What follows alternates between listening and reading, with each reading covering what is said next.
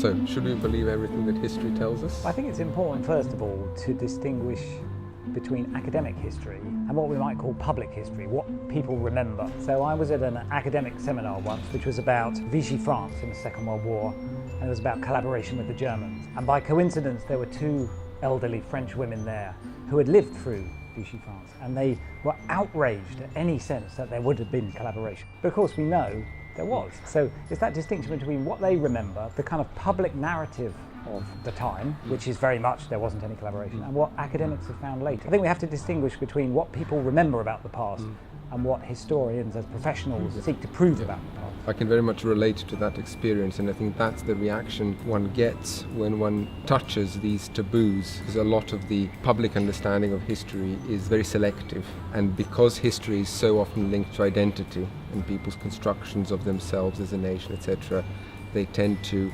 avoid thinking about some very difficult aspects. And I think this is where the tension is the greatest, and that is why one gets these very strong reactions. I mean, another example that springs to mind is the Battle of Britain. It's something that everybody in Britain kind of thinks they know about. We were under threat of invasion, and a very small group of fighter pilots mainly successfully defended mainland Britain. And that's true, that did happen, but it is more complicated than that. There was a very important naval battle about the same time, and Britain essentially took the decision to sink a large part of the French fleet. So it's a much more complicated story to say, well, we saved ourselves by essentially scuttling our former allies' fleet. So we don't tend to remember that as much, but that's equally true. So I think what professional historians tend to do is to seek a balanced picture from different sources. And also to point out and deconstruct these taboos and point to where public history falls short of fully understanding what happens in the past. I think that's one of the most important functions of academic history, as I see it, is to provide a sense of perspective to current debate. There's often a tendency in contemporary debate to think this is a horrific new problem that's only just occurred. And one of the things historians often do is sit back and go, well, you know, we've heard this before, this has happened before, this is maybe not something to worry about. So as you say, is this calling into question either contemporary debates or accepted narratives of the past? But I think when it comes to popular understanding of the past, I think there is also another particular way of looking at the past which I think is particularly dangerous and sinister, if you like, and that's conspiracy theories. We are constantly alerted to the dangers of conspiracy theories because they're traditionally linked with various forms of prejudice. But conspiracy theories are always about history, and they're about history in two ways. First, it is very difficult to envisage a conspiracy that doesn't try to see some contemporary social or political event as the most recent link in a longer chain of conspiracy. And also because conspiracy theorists always view experts as part of the conspiracy. What for you are the key elements of a conspiracy theory? Well, a conspiracy theory, the sort of most basic definition is it's an explanation of usually a dramatic social and political event that assumes that the causes of those events are the machinations of a small group of people who are conspiring in secret to bring it about. And I guess that's because it's very comforting to A, find someone to blame. That's always a kind of comforting social phenomenon. But B, it's very simple. There's not a lot of complexity there.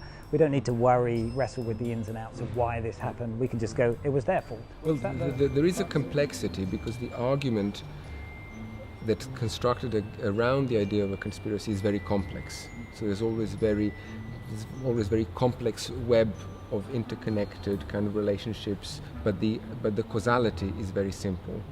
And as you say, it's very comforting because it assumes that one can set all the world's wrongs right by simply removing the conspirators, or not even that, simply by exposing the conspiracy and getting people to believe or rather to disbelieve that what the conspirators are telling them is enough for everything to fall back into place. And of course that's not to say that there weren't at certain points in the past small groups of people who did band together in secret and attempt to achieve things. I suppose what marks out a conspiracy theory is the attempt to explain something incredibly complicated through a very simple mechanism. Yeah, and also to explain everything in terms of that simple mechanism. Conspiracy theorists see conspiracy as the motive force in history. So it's the thing that drives all of history, rather than a collection of disparate conspiracies that often get in each other's way. You often hear people say, when attempting to find out the causes of something. It's like, was it a conspiracy or was it a cock-up? Yeah, yeah, And I think you'd find more historians would probably tend towards the cock-up theory, because we tend to see just how complex daily life is. I mean, it's hard enough to work out why things happen now. Imagine doing that looking back, but you can't talk to the people, you can only piece things together. And I guess what's interesting is, again, what marks out academic history is its attempt to use as wide a range of sources as possible. So you won't just look at, I mean, if you were to look at just the papers of the German General Staff, you might very well conclude that Germany caused the First World War. But then you read the same thing from other capitals, from Vienna, or even from London. So yeah, it's that kind of what marks out professional history from public history, if you like, or even certainly from conspiracy theories, is an attempt to find a range of different ways to kind of correlate the evidence.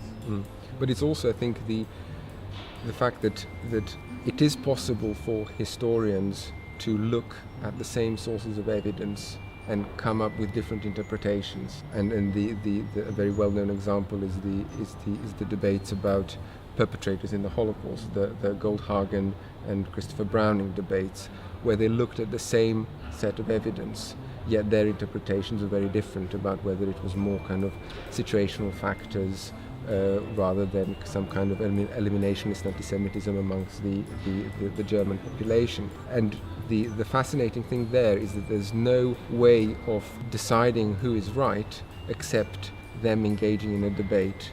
So unlike in conventional science, where one can assume that if you apply a certain method, or two different people apply a certain method, they will necessarily arrive at the same result, in humanities, and particularly in history, that is not necessarily the case. And that's one of the things that often comes as something of a nasty surprise to students at degree level. You know, they were horrified to discover that historians disagree with each other.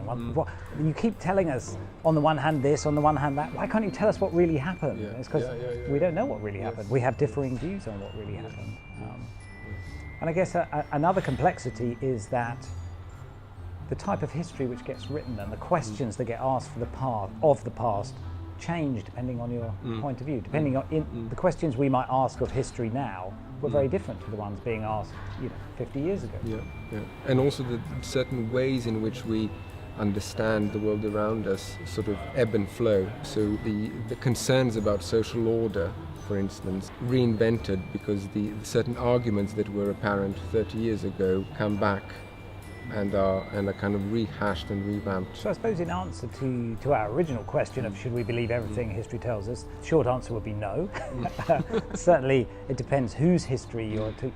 But equally, I suppose what we would say is that people need to form their own opinion about history. They need to read widely. They need to make sure that they're reading sources written by professional historians. But then beyond that, people will encounter differing viewpoints, and it's in many ways I wouldn't say the duty, but it's something that a responsible citizen can do, is to read their own history, the history of their nation, the history of Europe, and decide for themselves what they think they should believe or not.